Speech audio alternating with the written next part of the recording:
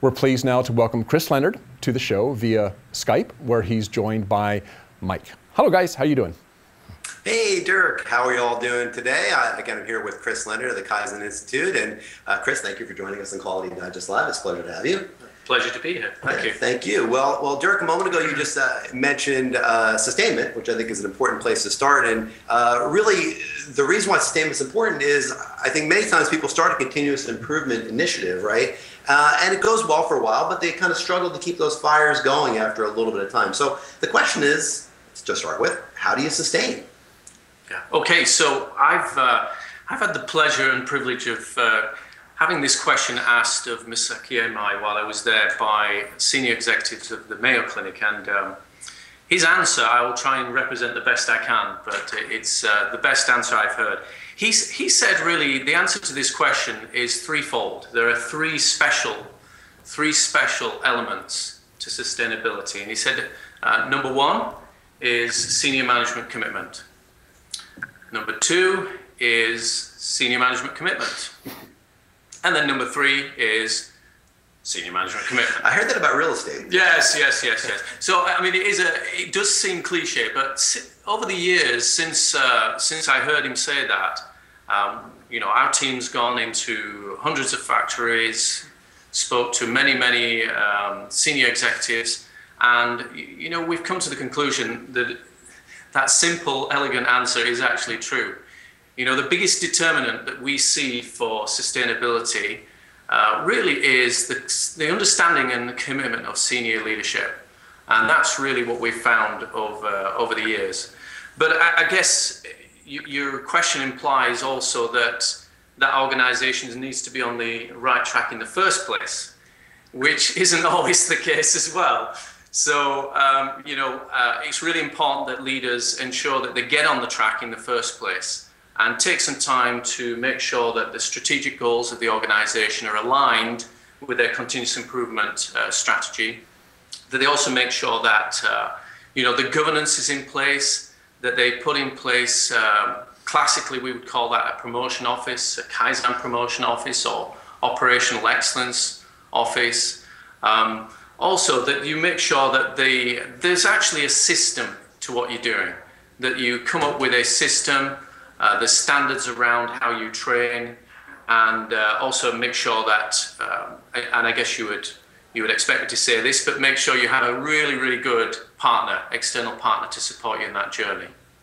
Well, Chris, I mean, you're talking a little bit about leaders and kind of leadership commitment, what they need to do, but there's another side to this equation as well, right? There's worker attitudes as well as leader attitudes, and at some organizations, well, as we know, there's always this attitude from the workers, from the frontline folks that, oh, here we go again with another program du jour. And I'm sure you get that when Kaizen is first rolled out as well. So how do leaders address that issue? Well, I think first, what we've all got to realize as leaders is that, what we're talking about here is culture, and culture really is an artifact of what's happened, the history of that organization. And so really, the culture is informed by the experience of the individuals that work there. So if that organization has had a history of initiatives that start with a roar and then end with a whimper after a number of years, then guess what? When you start your Kaizen journey, you're going to get the same kind of reaction, that the culture is going to say, well, here we go again. So really what you've got to be cognizant of and have a strategy around is really changing that culture. And there's lots of philosophies on change management and changing culture, but the way I like to think about culture change is, we're in the beautiful west coast of Canada, and it's the only place in Canada that really doesn't get a lot of snow. And the reason behind that is because the conditions that are needed for snow to be created, if you like, are not normally in place. And we can wish it to snow like my children often do, but like this year we've barely had anything. And so it's the same with our organizations. What we have to do is realize that we can't force culture. We cannot will culture to change. What we can do, however, is create the conditions whereby the culture will change. And you know, the main elements of that are we need to make sure that we have an organization that has no blame culture. Have an organization that celebrates finding problems instead of hiding them. Has an organization then that has personal accountability right the way down to operator level, and engaging the operator in that accountability and making that accountability visual. And I guess the last thing also is really having a system around them of management that coaches people and coaches them to be able to do a better job each day than they did the day before, effectively. Well, yeah, Chris, you mentioned earlier management commitment. And Dirk, you remember we just read an article on management commitment last week, and we covered it on the show as well. But the premise of this article was this idea that maybe we need to get away from management commitment and look at leadership. Deming talked about not management, but institute leadership as one of his 14 points. And so, and also ISO now is talking about leadership as opposed to management commitment. So the question really is, how do you encourage, how do you foster true leadership, and how do leaders actually do that, lead in a change process? Yeah, that's a great question as well. And you know, I think the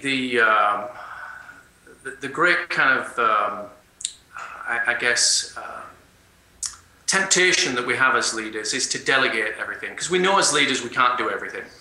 And so what we tend to do with continuous improvement is say, okay, well, we believe in it, I agree, I'll give you the resources we need, but I'm delegating that. And that's something that the continuous improvement team does, or operations, and this is a great first misstep. Commitment really comes from the individual leader actually embracing the principles in their everyday work life. So their everyday standard work needs to change.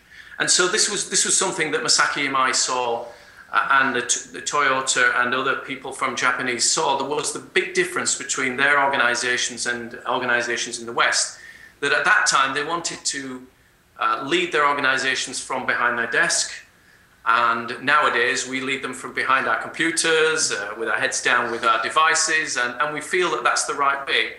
Whereas in Japanese business culture, they really, they walk the walk.